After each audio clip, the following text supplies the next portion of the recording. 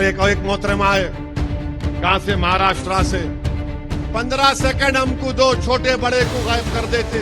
छोटे को बहुत समझा के रोक के रखा, छोड़ दूं क्या? एक बार अगर छोटा निकल गया तो किसी बाप को नहीं सुनता उन्हें सिवाय मेरे। समझा के मियां ठहरो, जरा ठहरो, 2 दिन है, छोड़ दूं? 15 सेकंड तो आजा, आमने सामने की लड़ाई लड़ लेंगे। तो मैं दोनों को कहना चाहूंगा कि बेटा जगह तुम लोग डिसाइड करो। हमारी बहन तो महाराष्ट्र से आने में लेट हो जाएगा, हम आ जाएंगे, बताओ कहाँ पर आना है। तुम्हारी औकात किस प्रकार से हम बताएंगे ये तुम्हारे साथ पुश्ते याद रखेगी। हमसे पंगा लेने की कोशिश मत करना। ये भारत देश हमारा है और जो भारत देश में रहकर गद्दारी करेगा उनका नामो निशान मिटाना ही हमारा कर्तव्य है। एक मोहतरमा है कहां से, महाराष्ट्र से। 15 सेकंड हमको दो, छोटे बड़े को गायब कर देते।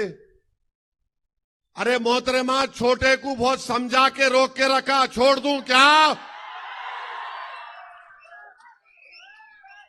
अरे एक बार अगर छोटा निकल गया तो किसी बाप को नहीं सुनता उन्हें सिवाय मेरे।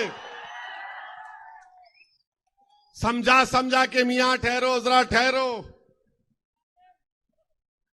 2 दिन है, छोड़ दूं? जाके बैठ जाता हूं मैं, मुमताज खान बैठते, हम भी आम खाते हुए।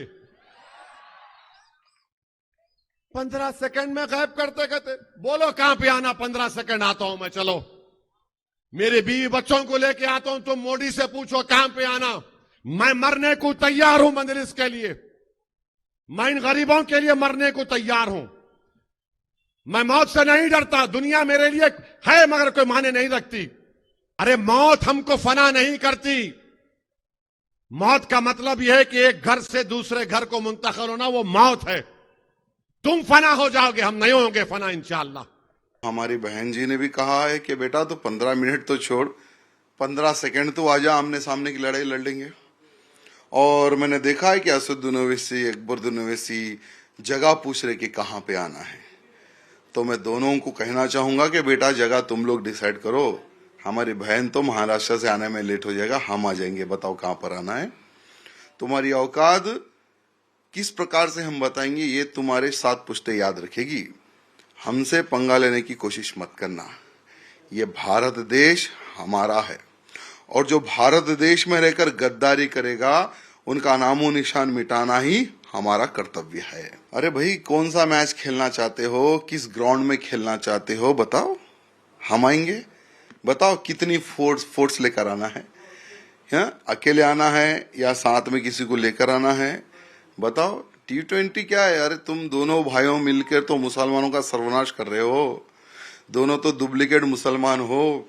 आज बताओ किस मुसलमान का तुमने कल्याण किया है, किस मुसलमान को तुमने विकास किया है, किसका विकास किया है? लेकिन ये दोनों भाई चुनाव आते ही बिल से बाहर निकलते हैं, भड़काऊ भाषण देते हैं, हिंदू मुसलमान करते हैं, पैसा कमाते हैं, फिर अपने अपने बिल में चुप जाते हैं। ये है दोनों भाइयों की नीति।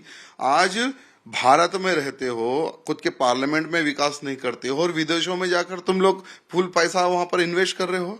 ये आज के मुसलमान को सोचने की आवश्यकता है। अगर आज का मुसलमान इनकी जो हकीकत है, जो इनका असली चेहरा अगर नहीं जानेंगे तो मुसलमान जो पहले बेवकूफ ये लोग बनाते थे, आज भी वो लोग बेवकूफी बनेंगे। जब 100 करोड़ हिंदू रहता है तो भाई हमारे जैसे लोग, कईयों साधु संत लोग ये कहते हैं कि भारत को हिंदू राष्ट्र घोषित होना चाहिए, भारत हिंदू राष्ट्र बनना चाहिए। तो इसमें गलत कहाँ है? अरे भाई, भारत को हिंदू राष्ट्र बनते कोई रोक नहीं सकेगा, ये ओवैसी बीएसी कोई नहीं रोक सकेंगे। लेकिन जब भी भारत देश हिंदू राष्ट्र बनेगा, ओवैसी तो खैर रहेगा नहीं रहेगा ये तो मैं बता नहीं सकता मीडिया के सामने, लेकिन भारत का जो सम्मानीय जो मुसलमान है, जो देशभक्त मुसलमान है, जितनी उनको जो मर्यादा मिलना है वो मिलेगी। कानून तो सबके लिए एक बराबर है। जब अकबरुद्दीन ओवैसी भड़काऊ भाषण देता है, असदुद्दीन ओवैसी दे सकता है, तो हमने तो भड़काऊ भाषण का बात ही नहीं की है। हमने तो सिर्फ 15 सेकंड मांगे हैं। यानी उनकी औकात हमें पता है कि ये 15 सेकंड भी देने वाले नहीं है, क्योंकि दोनों डरपोक व्यक्ति है ये। इसलिए हमारी बहन ने 15 सेकंड मांगा है। ये 15 सेकंड छोड़ो, ये 5 सेकंड भी देने उतनी इनकी औकात नहीं है। पहले से ही हैदराबाद का जो चुनाव होता है इंदौर मुसलमान पे ही होता है, क्योंकि विकास तो इन्होंने कभी नहीं किया। और आज हैदराबाद पार्लियामेंट के मुसलमानों को मोदी जी का चेहरा बताकर, योगी जी का चेहरा बताकर, अमित शाह जी का चेहरा बताकर डरा रहे दोनों भाई। कह रहे कि अगर यहाँ पर बीजेपी जीत जाएगी तो तुम गौमांस नहीं खा सकोगे, अगर बीजेपी यहाँ पे जीत जाएगी तो तुम गाय को नहीं काट सकोगे, अगर बीजेपी यहाँ पर जीत जाएगी तो तुम नमाज नहीं पढ़ सकोगे। इस प्रकार का ये दोनों भाई मुसलमानों को डरा रहे हैं। ये सरासर गलत है। अगर बीजेपी पुराने शहर से, हैदराबाद से जीतेगी तो रियल में जो विकास होना है वो अच्छे से विकास होगा हैदराबाद पार्लियामेंट का।